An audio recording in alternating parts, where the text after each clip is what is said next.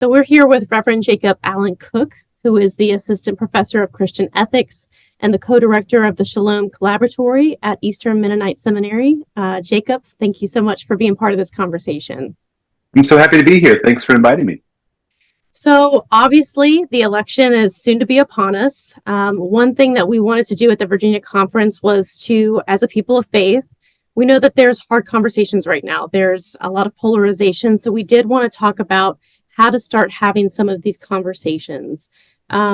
Jacob, can you talk to us about your work and conflict transformation and what that looks like? Yeah, there are a number of ways you can get into kind of what is conflict transformation work and why would people in a church space be interested in this kind of work? Even saying the word conflict out loud sometimes will give people will elicit a reaction. And we tend to think of it as like it's only negative. And really the starting point for me, I've been in countless churches. I mean, even just as a member in my life. And so many of them were riddled by conflict that seemed unresolvable. And in some cases, the church would split or, relationships would fall apart. And so I've always had an interest in what's going on here. And, more recently, I've been given the space to ask the question, how do we set things up in our social dynamic, in our community feel, and how we interact with each other so that this isn't the way things necessarily go in our community? And so a big piece of what I spend my time doing with churches is framing conflict is not necessarily negative. Conflict can be a constructive and creative place, but it's only going to do that if there's something more going on there than just a relationship that we want to preserve. We have to have some skill. We may need some form of structure around the conversations to make that happen well. And so I spend a fair amount of time with leadership groups in churches and lay folks in churches developing those skills, the skills to have conversations well. And before that, skills of really examining ourselves to understand what's going on within and to manage that inner life as we interact with others who maybe would be the kind of folks who or would say the kind of things that get our hackles up, so to speak. Yeah.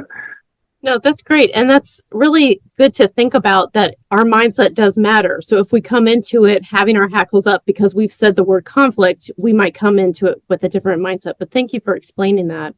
So we are people of faith. One of the things that we're hoping that our Virginia Conference memberships, our members might be thinking about is how to, in a healthy manner, how can they examine their public expression of their own faith, but also their civic responsibility in this time. Yeah. I think that's at the heart of a lot of church people's concern about the kind of dynamics that we feel pressing in on us that we sometimes call polarization. There's this sense that in the world around us, and sometimes in our church spaces, there's this heightened competitiveness, and with it comes a kind of a spirit of combativeness.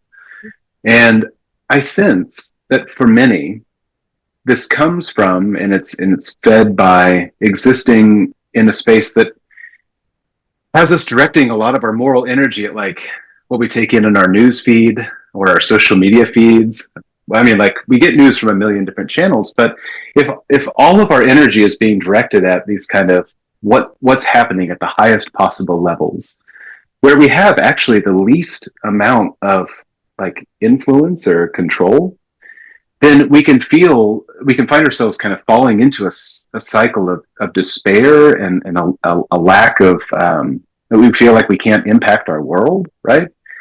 And so, just at a fundamental level, when we think about like civic responsibility and public expressions of faith, I'm thinking first and foremost at the local level. Like, what are we doing to learn about our neighbors and what they hope the world looks like, and if they have needs, what they may be? Like, are we engaged enough in our local communities to do that? Do we have moral energy left for our local folks after venting so much of it at our computer screens or TV screens or cell phones, right? Like, that's what I'm thinking about. So I would really encourage folks, like, sure, pay attention to what's happening in the state and national news, and vote and exercise your influence in the ways that you can, but also not to make that everything.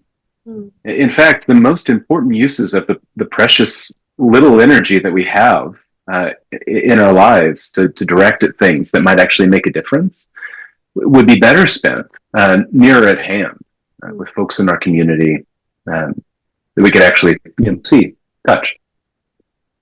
And when we think about being people of faith, I mean, that is a lot of relationship. And so, like you said, this is a time of high polarization, hyper individualization. Yeah.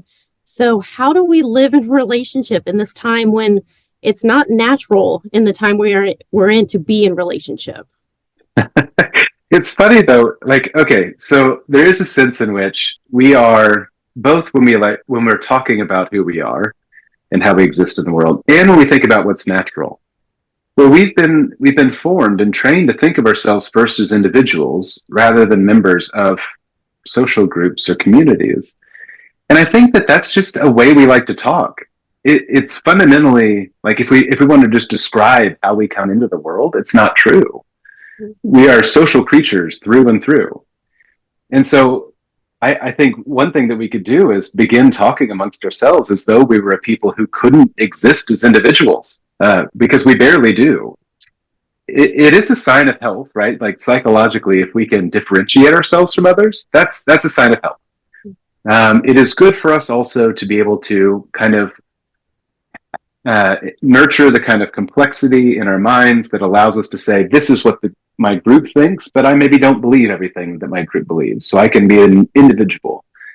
But otherwise, I'm really reluctant to like seed that ground. I think theologically, it's really important for us to recognize that we were created in and for community. That's who we are. So like that actually in many ways is more natural to us than this individualist way of inhabiting the world. And so like if that's our starting point, then what it means and like the stakes of being involved in each other's lives shift a fair amount. So like in church spaces, we have reasons, to draw together, but also to expect that there will be difference in that space. Like very few churches that I know of have some kind of covenant that you sign when you like walk into the church as to like everything that you're going to believe when you, right? I mean, like, and I mean everything. Like, here's our political like platform with every plank in it. So like, if you can't stand on that, you can't come in here. You don't really say that out loud. That's often in the like less spoken, subtle things that you pick up, right? And so we should expect our spaces to be filled with difference.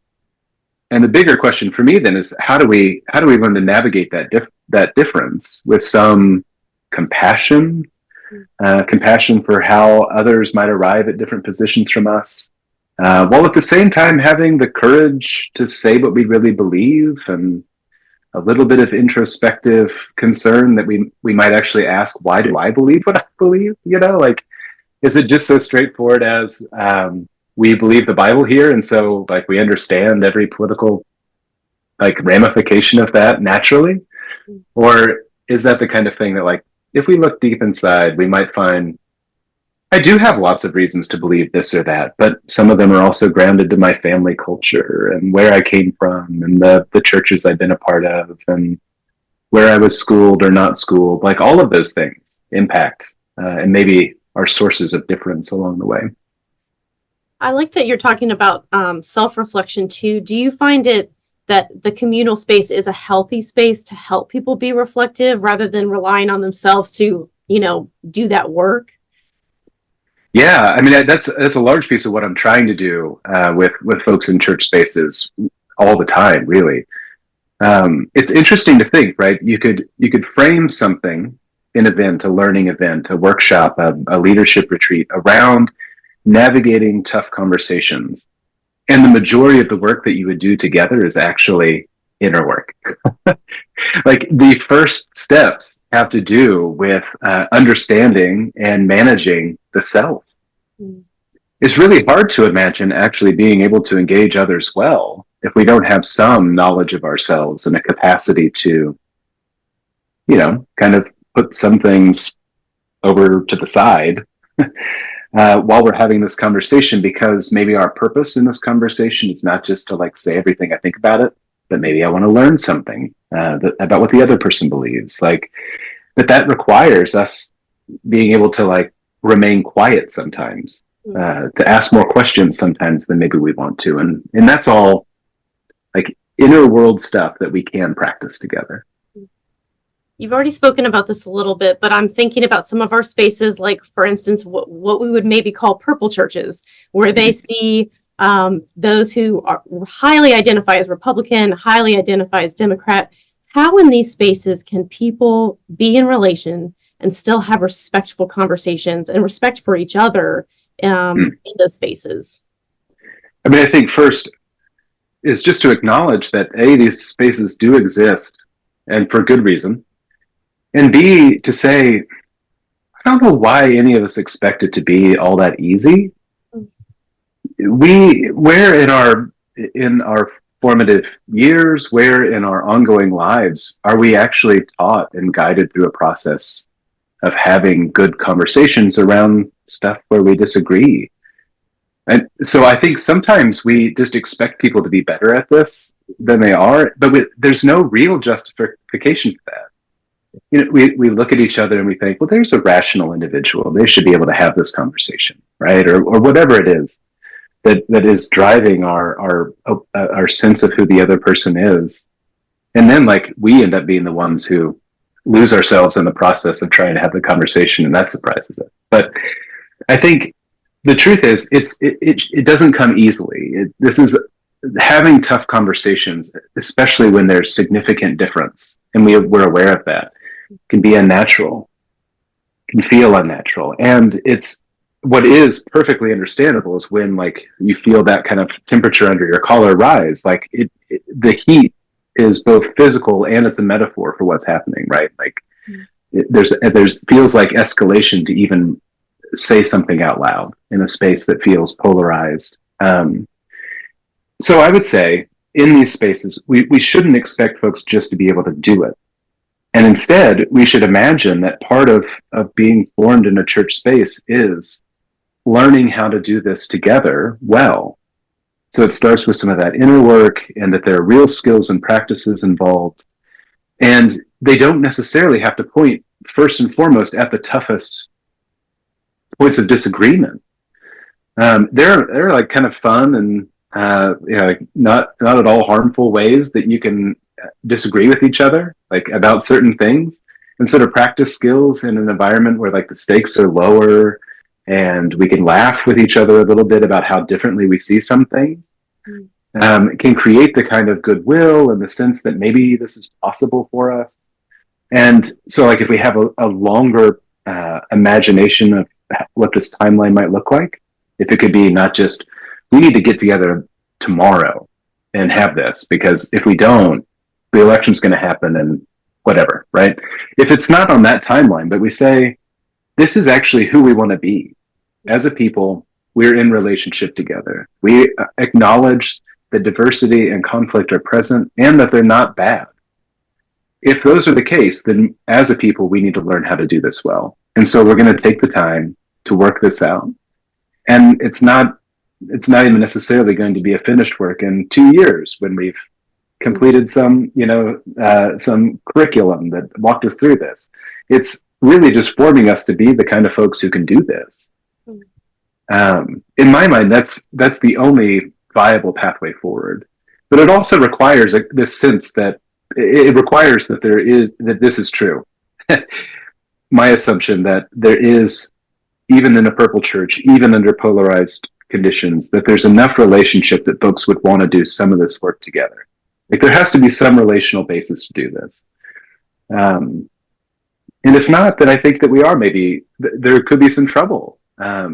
It just becomes more challenging to enter into even, relatively friendly conversations if the polarization has reached the point that there's suspicion of the other, or the sense that tension between us will never go away. Mm-hmm. We're going to go a couple degrees closer. So if we're talking about conflict within families, How do you suggest that people kind of work through that? Especially it's harder, that's their close circle. How do they deal with conflict within their families? Yeah. Well, and we were saying November is coming. At the beginning of November is the election, and then towards the end of November is Thanksgiving, when we gather around those tables often as a family. And for some of us, those are the worst days we have in the year, right?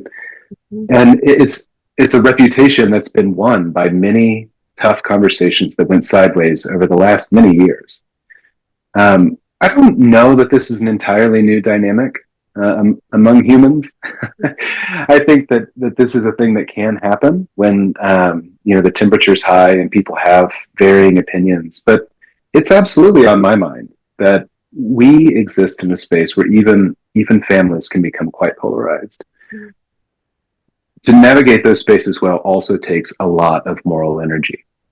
And so I think one important practice to engage is to imagine that tough conversations, any tough conversation, can have multiple purposes. So sometimes what happens is we get stuck in a mode where the only outcome that I can imagine being positive in this conversation is if I win, right? So it feels competitive, and especially with family members, sometimes it's hardest to get out of those pathways. Like, we're stuck in a competitive conversation, and we're actually picking up on the last one that we had whenever we get together. So, like, to shift that dynamic, I think, is one key component, to say there could be other purposes here. And if I, in advance, think about that and can kind of anticipate that this conversation is coming, then I might say my purpose in this conversation is to build this relationship, or to learn something about the other person's perspective, to genuinely learn. So not just to hear them say what they usually say, but to ask the kind of questions that help me uncover where this is coming from for them, whatever it is, right, that we may have an argument about. There's other pre-work that's really important too, though, like, doing some good kind of examen practice work on ourselves to know, what is it that, like, when I get tapped, why is it? What is it that the other person tends to poke on that unhouses me in a way that's not helpful for the conversation? Can I anticipate that? And can I say to myself, I'm going to commit to, if I get tapped in that way, to just saying as directly and as kindly as I can, I'm not feeling good about this conversation. I need to step out. Because the worst that could happen there, right, is some awkwardness, rather than what could be an explosive conversation that we reflect on with regret because we didn't hold up to who we wanted to be in that conversation. But the next thing, and this is kind of maybe the most important overriding, like, framework for this kind of question: what do we do with family? For me, I was really informed by reading a book by Pamela Cooper White, who's pastoral theologian at Union Theological Seminary up in New York. And she wrote a book about polarization, but really it was about the psychology of Christian nationalism. And then, there's a lot in the beginning chapters of that that's very specifically about that, and reviewing kind of what other people have said about that particular thing. The last chapter really focuses on, okay, so what are the practices that are going to help me survive these fraught dynamics, especially with people I love? And she gives two helpful images that, to me, they always come to mind when I'm in this space now. One is, she uses the image of triage, like when you arrive at the emergency room and somebody's going to find out what exactly is going on, and they're going to put you in a queue based on the order of urgency. Well, that's how it feels sometimes in a conversation. When you're caught off guard, in particular, it's nice to take a moment. It's helpful to say, what's happening here? And how can I respond to this? And part of that triage then is asking, am I the right person? Is this the right place to have this conversation with this other person, right? And sometimes the answer is no, and there's no shame in that, right? It could be because that the way this is setting up, I can't be with integrity who I want to be in this conversation. It could be I am mindful of the people around me, and I know that this is going to be uncomfortable for everyone and kind of undermine why we're together. Any number of reasons. Could be, nope, not going to happen. It could also be, I just sense that they're not even open today. Like, this isn't, we've seen this movie before, and I don't want to push play this time. And so you can just say in your own mind, right? I'm going to talk about something else today. I'm going to direct the conversation to soccer or whatever what the more common interest might be. So the other image then is sort of a traffic light where you're reading the situation and you're trying to see what is the signal here. It could just be red, like do not go, flashing at you. It could be, I sense a little bit of openness. I'm going to try a little bit. Or it could be a little more open than that, right? It could be a green light to try something out. But you notice even in describing these things, right? It takes a fair amount of self-awareness. You have to be pretty well possessed of yourself to know, I can do this. And I'm showing up today as the version of myself that can do this. One of the other things you've been talking about around this is with language. So I'm wondering if those of us who we don't find that our gift is, I guess my question is, how do you come at questions in a proper way? How do you think through questions that will actually help you empathize and kind of not get stuck where you always do and get to that place where your hackles are up? That is a fantastic question. Yeah, so I think you already know how to do this maybe.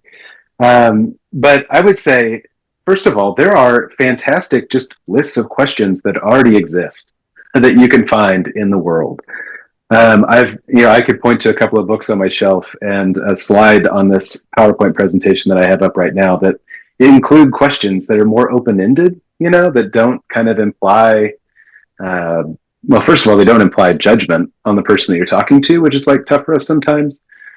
But they also don't lead in any particular direction,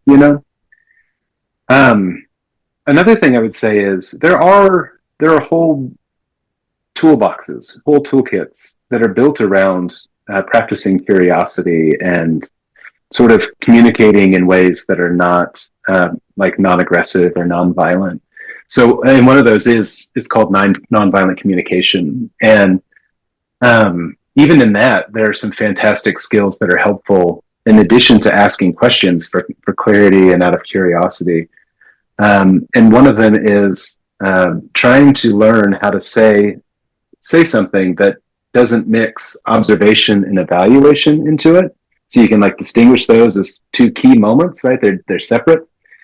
And we don't I don't know. We if we have words, we often use the most colorful words, and those ones come laden with evaluation, which people, when they're sitting on the other side of a table or an argument from us, might feel heat on. They might come as judgment, and so to ask that of ourselves in advance can be helpful. But I would say, for me, when I step into a tough conversation that I know is going to be tough, I take my notebook. I'm ready to make it the awkward piece that like I'm going to take notes. I'm going to write down on one side like this is what I'm hearing them say, and on the other side it's my feelings that I'm not going to say out loud. But it's also where I'm going to have already written my list of questions that I'm going to go to. If I feel myself like in a space where I can't creatively think on my own in the moment, to have them in front of you already. I mean, it's a little awkward, I know, but is that worse than having a bad conversation? I think not. No, I like that idea of preparation, especially because if like you said, if you're reflecting on how you react in certain situations, helping yourself have the tools to have a good conversation are important. So finally, I would just say it's open-ended. Are there any other things, any resources, any last thoughts that you would share to local churches or individuals listening to this and just saying, how do we even get started? Like, we are interested in what we're talking about. How would they even start? Yeah, I think that is the crux of it. I've noticed as I've been doing this work at Eastern Mennonite Seminary, I've been doing this work under a grant initiative there, and I get to talk with folks in churches a lot and folks at the denominational level a lot who are all asking the same kind of thing. And while there are some resources that exist out there, I'm finding that it's time to create some new things. So in many ways, I feel like the work has been left on those who sort of at the level of principle or value level commitment to, a more civil way of engaging one another, or a less violent way of communicating with each other. It's been on folks who have that commitment to kind of feel their way in the dark on this. Um, Particularly in church spaces, I'm often drawing on expertise and skills that come from other arenas. Um, Here at Eastern Mennonite Seminary, we are fortunate to have a connection with the Center for Justice and Peace Building, which is another program here at the university. And the folks who built this center have put out a number of resources that are meant to be helpful and then like fast. So, for instance, there's a series of short books where we're talking like less than 100 pages per book. They're called the little books that get at some of these things. So, like, there's one of them that I think actually may just be pages of questions, and I would encourage folks to try to find some of those places to look. But if there are folks here in Virginia who are listening to this and want to know where to start, like, we could also just have a conversation. And sometimes, I find that the best resourcing comes out of a little more pointed, like, this is the kind of thing that I think you're in a space to receive right now. For me, fundamentally, I think where folks get started is at the level of asking, what kind of people are we committing ourselves to be in word and deed? Are we the kind of folks who are going to be building a better, more conversant society by way of how we engage each other in the church space? And if so, what are the tools that we need? We need to have a commitment to being nonviolent and not coercive with each other. We need to see if we can find resources that help us cash that out. Well, we are so appreciative, Jacob. Thank you so much for taking the time and having the conversation. Absolutely. Thank you.